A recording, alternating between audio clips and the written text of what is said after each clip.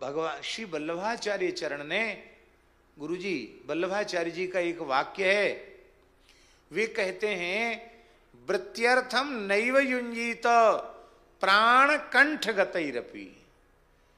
प्राण कंठगत हो जाए तो भी भागवत की कथा को रोजी रोटी नहीं बनाना। किसान अन्न के लिए खेती करता है, भूस के लिए खेती नहीं करता, पर अन्न के साथ भूस अपने आप प्राप्त हो जाएगा। भूस के लिए कोई खेती करता क्या? ये संसार की वस्तुएं बिना मांगे, बिना जांचे, बिना चाहे अपने आप मिल जाएंगी। आकाश वृत्ति से, सहज भाव से जो मिले उसको परमार्थ में करो, पर लक्ष्य केवल यही करो। इसलिए भागवत में द्वितीय स्कंध में गुरुजी स्पष्ट कर दिया गया है, भागवत कथा कहने वाला पहले संकल्प करे, यथा हरऊ भगवती नृणाम भक्तिर भविष्यति। यथा हरऊ भगवती नृणाम भक्तिर भविष्यति सर्वात्मन्यखिलाधारे इति संकल्प वर्णय। ये पहले संकल्प कर लो कि सर्वात्मा अखिलाधार भगवान के चरणों में हमारा प्रेम हो जाए। ऐसा संकल्प करके भागवत की कथा कहो और भागवत की कथा सुनो, तो एक ही जन्म में जितने लक्षण भगवान गिना रहे हैं, ये सारे के सारे लक्षण आपके जीवन में अपने आप सहज रूप से अवतरित हो जाएंगे। आप कहेंगे प्रमाण बताओ। अभी प्रत्यक्ष प्रमाण के रूप में तो पूज्य गुरुदेव भक्तमाली जी के जीवन को हमने देखा है। ये जितने लक्षण भगवान गिना रहे हैं, वो सभी लक्षण हमने पूज्य सदगुरु भगवान श्री भक्तमाली जी के जीवन में देखा। क्योंकि उन्होंने कथा का आश्रय धन के लिए नहीं, यश के लिए नहीं, सब जीवों में भगवत प्रेम प्रकट हो, अपने हृदय में भी प्रेम प्रकट हो, इसी पवित्र निष्काम भाव से उन्होंने आश्रय लिया। इसलिए पुरुषस्यांजसा भ्येति श्रुत मात्र गुणम हिमाम। कहते हैं कि जैसे वायु के द्वारा उड़कर जाने वाला गंध अपने आश्रय पुष्प से घ्राणेन्द्रिय तक पहुंच जाता है, नासिका तक पहुंच जाता है, उसी प्रकार भक्ति योग में तत्पर राग द्वेषादि विकारों से शून्य चित्त परमात्मा को प्राप्त कर लेता है और परमात्मा को प्राप्त करके धन्य हो जाता है। बोलो भक्तवत्सल भगवान की जय। और महाराज जी यहां तक भगवान ने कह दिया कि मैं संपूर्ण प्राणियों में विद्यमान हूं। इसको न जानकर जो केवल मेरे अर्चावतार की पूजा करते हैं, वह उनकी साधना विडंबना मात्र है। और यहां तक भगवान ने कह दिया कि सभी प्राणियों में मैं विद्यमान हूं, पर उनमें मेरा अनुभव नहीं करता, उनमें समादर नहीं करता, केवल अर्चा में ही मेरा पूजन करता है, तो भस्मन्येव जुहोति सहा, वो भस्म की ढेरी में ही हवन कर रहा है। इसका मतलब भगवत सेवा का निषेध नहीं है, भगवत विग्रह की सेवा करो, शालिग्राम नर्मदेश्वर इनकी सेवा करो, किंतु लाल जी की, राधा कृष्ण की, सीताराम जी की, लक्ष्मी नारायण भगवान की सेवा करो।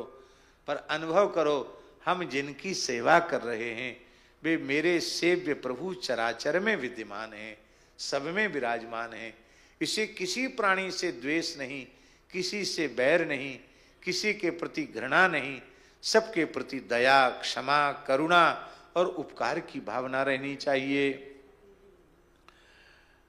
जो दूसरों से द्वेष करता है, भेद दर्शन करता है, प्राणियों से बैर करता है, वो मेरी भक्ति करते हुए भी शांति को प्राप्त नहीं कर पाता है। इसलिए सब प्राणियों में मेरा अनुभव करना यही सबसे श्रेष्ठ ज्ञान है, और सभी प्राणियों में मेरा अनुभव करना यही सबसे श्रेष्ठ भक्ति है। इसलिए क्रोध भरी दृष्टि से किसी को न देखो, सबको स्नेह भरी दृष्टि से देखो। जीवा श्रेष्ठा यजीवानाम ततः प्राणभृत शुभे ततः सचित्ता प्रबरास ततश्चेन्द्रिय वृत्तया तत्रापि स्पर्श वेदिभ्या प्रबरारस वेदिनः तेभ्यो गंध विद श्रेष्ठा ततः शब्द विदो वराह। ये जो अचेतन पदार्थ हैं उनकी अपेक्षा चेतन प्राणी श्रेष्ठ हैं। उनसे श्रेष्ठ प्राण लेने वाले, सांस लेने वाले प्राणी श्रेष्ठ हैं। उनसे श्रेष्ठ इंद्रियों की वृत्ति से युक्त प्राणी हैं। सेंद्रिय प्राणियों में भी स्पर्श करने वाले प्राणियों की अपेक्षा रस का ग्रहण करने वाले मत्स्य आदि उत्कृष्ट हैं। और रसवेत्ताओं की अपेक्षा गंध का अनुभव करने वाले भ्रमर आदि प्राणी श्रेष्ठ हैं। और गंध ग्रहण करने वालों की अपेक्षा शब्द को ग्रहण करने वाले सर्पादि श्रेष्ठ हैं। उनसे भी रूप को ग्रहण करने वाले काकादि श्रेष्ठ हैं। और उनकी अपेक्षा जो ऊपर नीचे दांत वाले हैं वो प्राणी श्रेष्ठ हैं।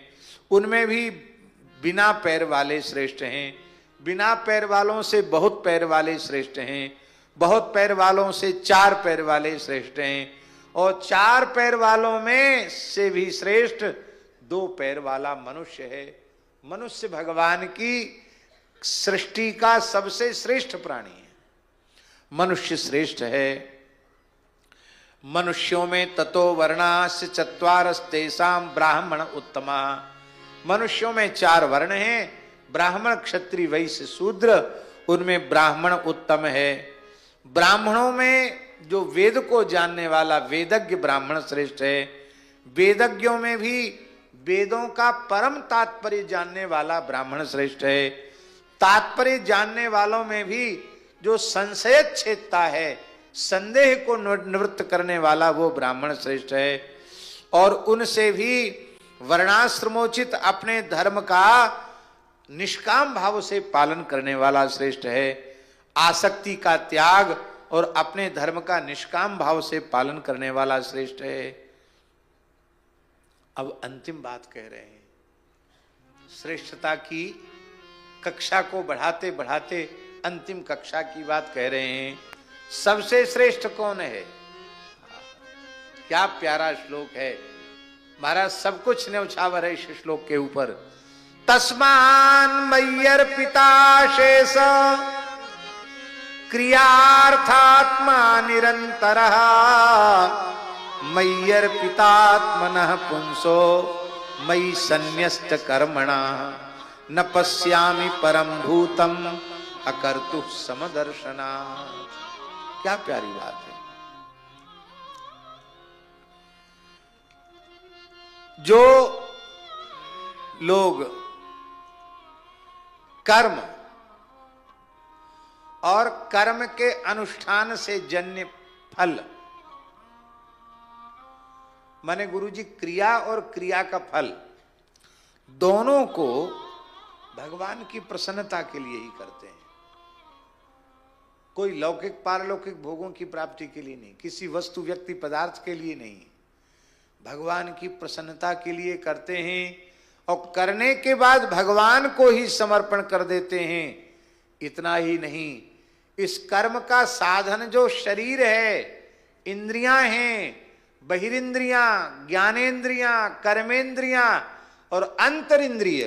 अंतरिंद्रिय जो मन बुद्धि चित्त अहंकार है उसको भी मुझे ही अर्पण कर देते हैं और भेद रहित हो जाते हैं।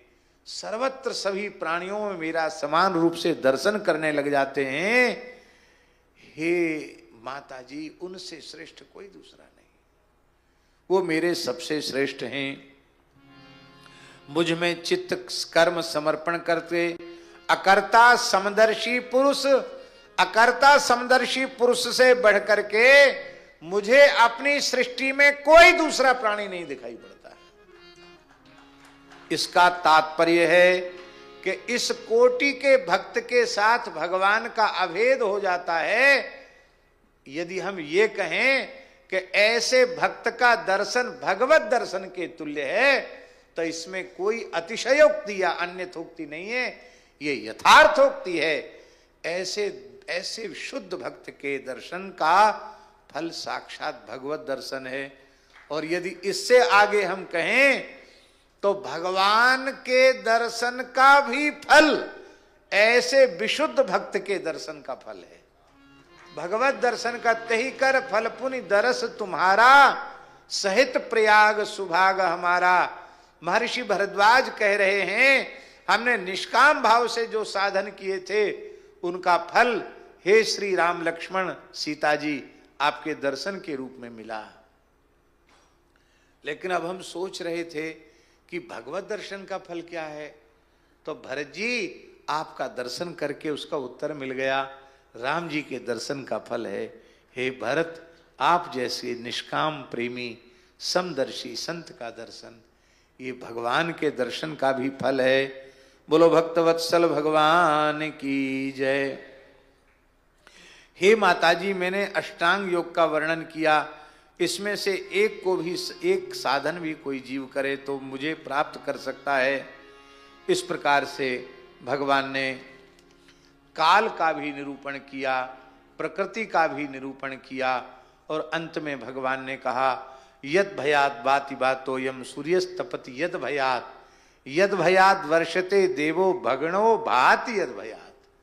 जिनके भय से सूर्य बह रहा है, जिनके भय से सूर्य तप रहा है, जिनके भय से देवराज इंद्र वर्षा कर रहे हैं, जिनके भय से नक्षत्र आकाश में चमक रहे हैं, जिनके भय से वनस्पतियां भीत होकर के, लताएं औषधियां डर करके अपने अपने कार्य में लगे हुए हैं, समय पर पत्र पुष्प फल आदि दे रहे हैं, नदियां जल दे रही हैं, समुद्र अपनी मर्यादा का अतिक्रमण नहीं कर रहा है, कहते हैं वह काल रूप परमात्मा मैं ही हूं।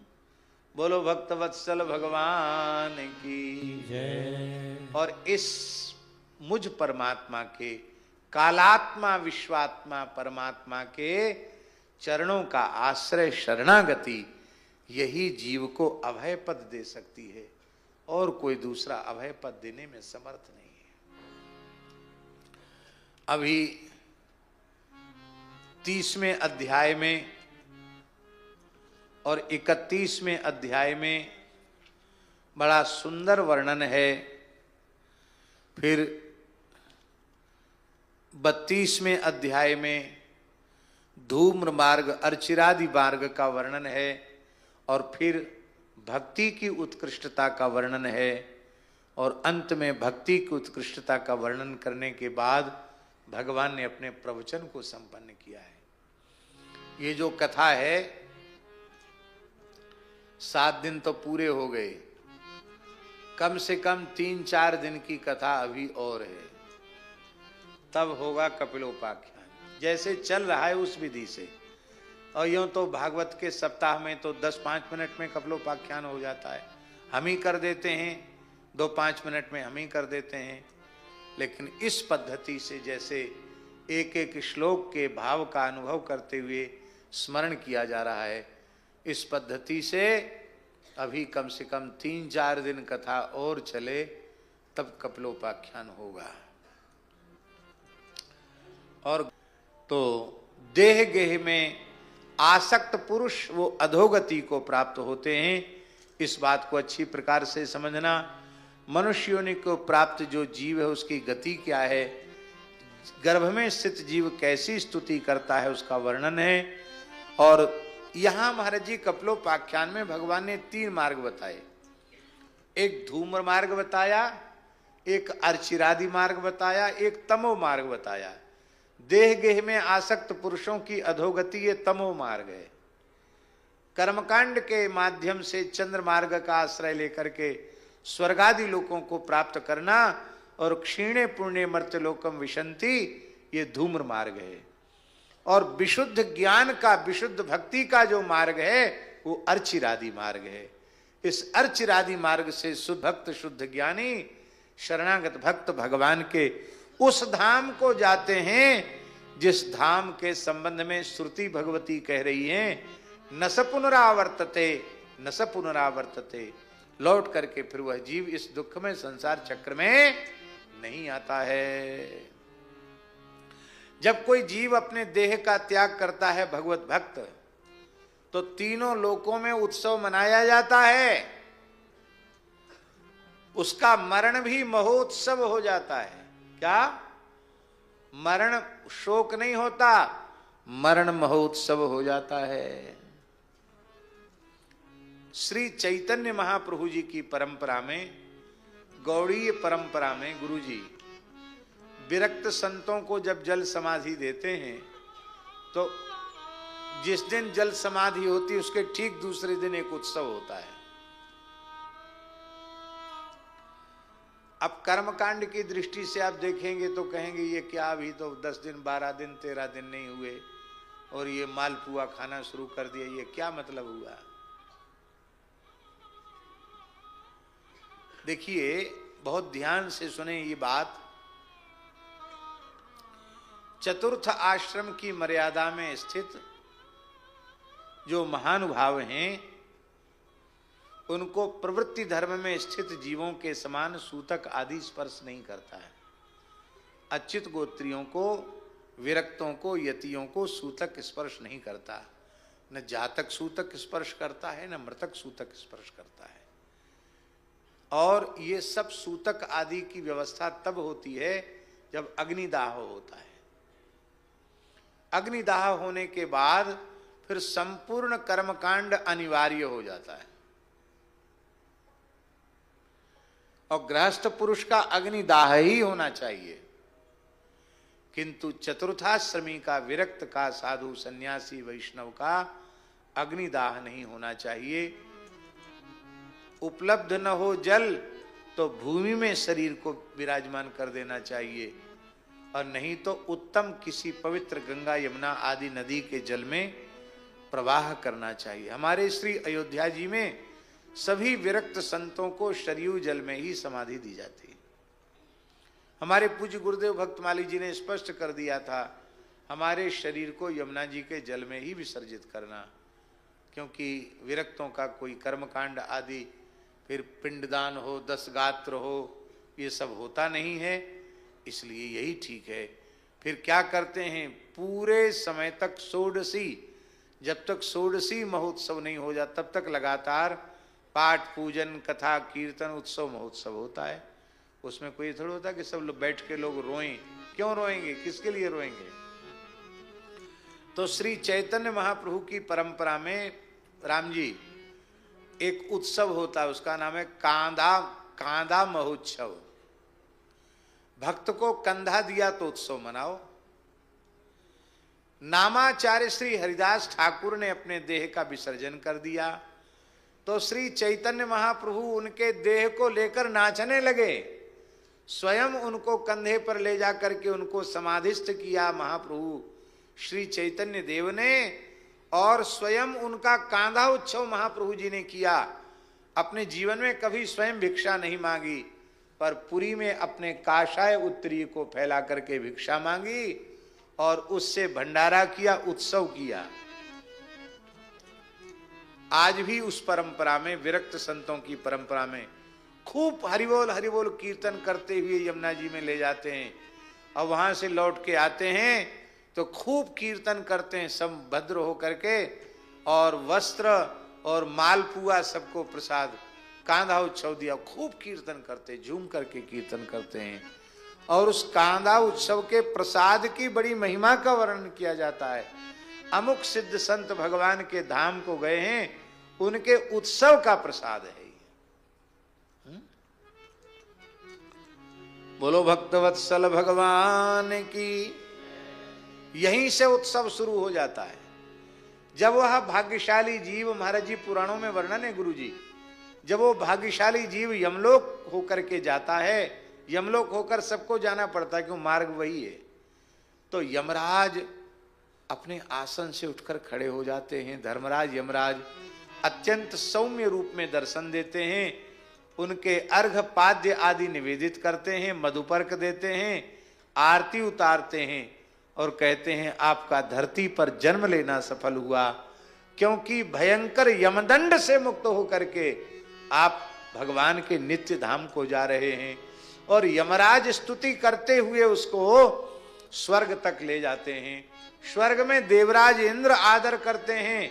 देवराज इंद्र इंद्रासन छोड़कर खड़े हो जाते हैं और कहते हैं हमने 100 अश्वमेध यज्ञ किए तब इंद्रासन प्राप्त किया, लेकिन हम पुण्य भोग करने के बाद नीचे गिरेंगे, और आप उस धाम को जा रहे हो जहां जाने के बाद नीचे गिरने का भय समाप्त हो जाता है। इसलिए आप तो हमसे भी श्रेष्ठ हो।